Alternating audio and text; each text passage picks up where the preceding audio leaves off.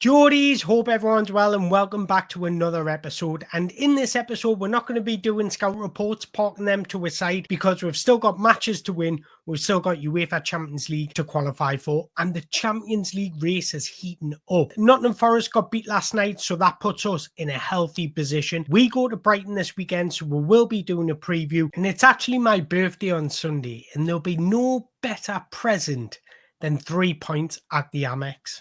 But I wanted to start by looking at the league table because we are in a healthy position. Champions League football is in our own destiny. We win our games, we get Champions League football, but we don't have the greatest record at Brighton. In fact, we've never beaten Brighton away from home in the Premier League, so that's not good reading. I think Champions League football drops down to Villa, even though it's very unlikely Villa get Champions League football now, but they're 5 points behind us with 4 games to go. So let's look at everybody's games and fixtures in this race, and my God, is it insane, because every single point will matter. In the team that I think's got the easiest run is probably Man City. They have Wolves this weekend. Wolves are the most informed team in the Premier League over the last 5 games. They've won 6 games in a row, so they're going to the Etihad in great form. But after that, they've got Southampton, Bournemouth and Fulham, which I think they'll probably win all those games. So I'm confident in saying Manchester City will get Champions League football. And I'm also confident in saying the game between Newcastle and Chelsea at St James's Park on the 10th, the 11th of May, whatever it might be, will be absolutely huge, because I think that's the game that qualifies one of those teams for Champions League football. And I'm so happy it's at St James's Park, because I back us against anybody in St James's Park. Now, Nottingham Forest defeat last night puts them in a bad position, because they're now counting on others to drop points rather than it being in their own destiny. And they were leading in that Champions League top 4 for so long throughout this period. It'll be such a shame if they miss out. But for me personally, I think it's going to be Newcastle, City and Chelsea that get Champions League football. Having said that, Chelsea have got some really difficult fixtures. Liverpool at home. Liverpool might be on the beach. They're out celebrating. The Premier League title is already over, so that could benefit Chelsea when they come up against Liverpool. But Newcastle away is tough. Man United at home. Man United have fully focused on the Europa League final, so that could be an easy game for them. But then it all could boil down to Nottingham Forest away from home.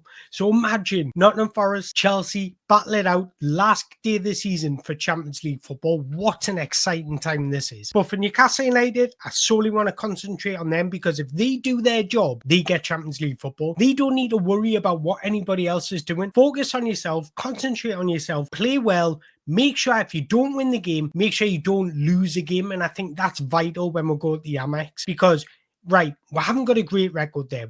We all know that. Let's not lose a game. Every single point will matter in this situation, because that league table is absolutely unbelievable. Now, Villa and Man City play before we do, so they could really close a gap on us. Man City could actually take over us with a win against Wolves. So we just need to focus on ourselves, concentrate on ourselves. We'll get Champions League football if we do so. Now, I mentioned we haven't got a good record against Brighton, and this tells exactly why. We've beat them twice since 2017, both of those being at home. We've never actually won at Brighton in the Premier League. The last time we won at Brighton was in 28th of February 2017, which was a 2-1 win in the Championship where we won the title. But I want to focus on the main questions. But before that, I want to look at what exactly can we expect from Brighton. As I mentioned earlier, we've never beaten Brighton in the Premier League, so we're going there psychologically with a battle. Personally, I think we're the better team. I think we've been the more consistent team throughout the season. Brighton really been inconsistent this season. You can't put that down to injuries, which we are going to touch upon very shortly. But that new manager, I think he's a good manager, but he's still trying to find his feet. So we can really capitalise on that. So what can you expect from Brighton? Well, Fabian Hurtler plays a more direct style and intense approach than what we're seeing from Roberto De Zerbi last season. Brighton is making more forward passes from the defensive third and is more encouraged to dribble in the final third to create space, more willing to play direct attacks than in previous seasons, while still emphasising on ball control, and Brighton are more focused on moving the ball quickly into attacking phases with intensity. What I'm trying to say is last season we're seeing Brighton play through the lines a lot, trying to bait the press and then beat the press that way. This time they're a little bit more counteractive, they're a little bit more direct than they were last season. When it comes to defensively, they play with a high line just like they did last season, and they are the most effective team in the Premier League for setting offside traps. They're usually defending a 5-4-1 mid-block against the ball, using a makeshift wing backs to provide defensive cover to their four at the back. Now, one thing Brighton do very well, and Newcastle do very well as well, is they counter press once they lose the ball back. So they want to win the ball back as quickly and as early as possible after losing possession. Both Newcastle are great at this, Brighton are great at this, so I expect this to be a high intense game. And let's be honest, in general, Brighton just have some very talented footballers that can punish you at any moment. I mean, Danny Welbeck's got an unbelievable record against Newcastle United. I love him as a footballer, as a guy, but I hate him when he comes up against Newcastle United because he always seems to score against her.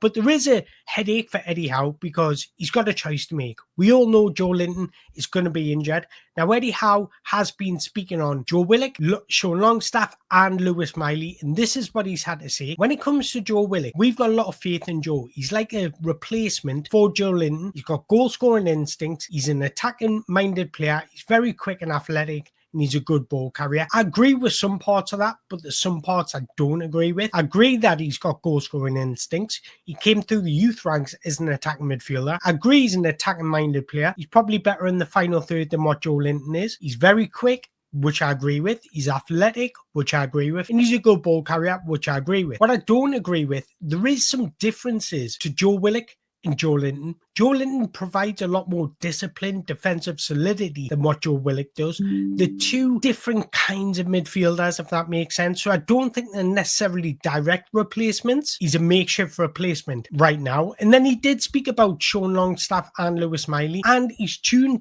changed a little bit. It's difficult for them, I have no doubt. I think they'll be looking at midfield and seeing it's functioned really, really well, which it does with Bruno, Tonali and Joe Linton, which is a good thing, of course, but you're looking at it and also from their perspective, you're wanting an opportunity. So what he's trying to say is opportunities have been few and far between for Sean Longstaff and Lewis Miley, and he goes on to speak about their professionalism in training and their attitude off the pitch despite not starting games, which has all been excellent. But for me, from those two answers in those two conversations, it sounds like Joe Willock's going to start, because he spoke about Joe Willock being a direct replacement for Joe Linton, and he hasn't said that about Lewis Miley or Sean Longstaff. So in my opinion, looks like Joe Willock will start. This game might suit Joe Willock a little bit more than what it did against Ipswich, because Ipswich sat in a low block, so there was no room for Joe Willock to do what he does best, and that's be direct, run into space, and try and be a nuisance in that attacking third, trying to get behind their midfield or even their back line.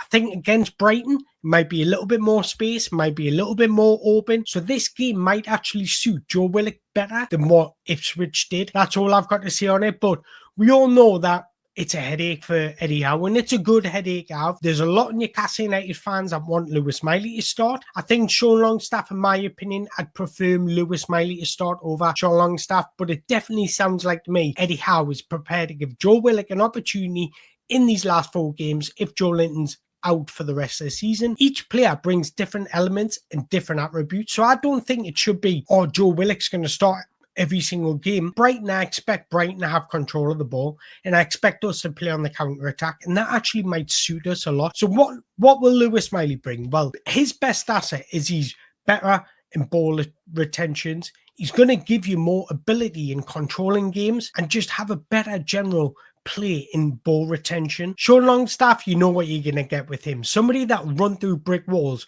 and do all those jobs that nobody else wants to do. Now, when it comes to Joe Willock, you'll probably bring a little bit more dynamism in the play. Somebody who can be a little bit more adventurous and get involved more in the final third. So they do each bring different qualities. So just because Joe Willock starts against Brighton doesn't necessarily mean he might start against Chelsea. It all depends on the game plan that we want to set out. Joe Linton does a great job in protecting the left back and the left-hand side. Somebody that can stop transitions and counter-attacks. So I do feel like if Joe Linton is going to start, needs to have a little bit more discipline in certain moments. But I've got a question for you guys.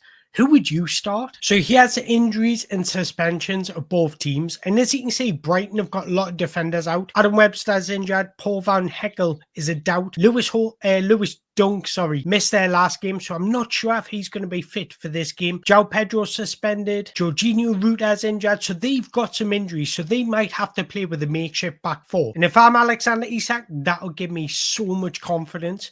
But look at Newcastle, we've only got two main players injured, Joe Linton and Lewis Hall. So this is how I think that Eddie Howe will set up. Pope and nets, Trippier right back with Shaw and Dan Burn at centre back, Tino Livramento at left back, Sandro Tonali in the base of the midfield with Bruno and Joe Willock just off him, Murphy on the right, Barnes on the left, because I think Barnes, he hasn't put a foot wrong and deserves, because he continues to either assist or score, and then Alexander Isak up front. But one thing I will say is, we need to be wary of Brighton's right-hand side, because the way we play is we push our left back high and wide. Trippier doesn't get an advanced as Tino.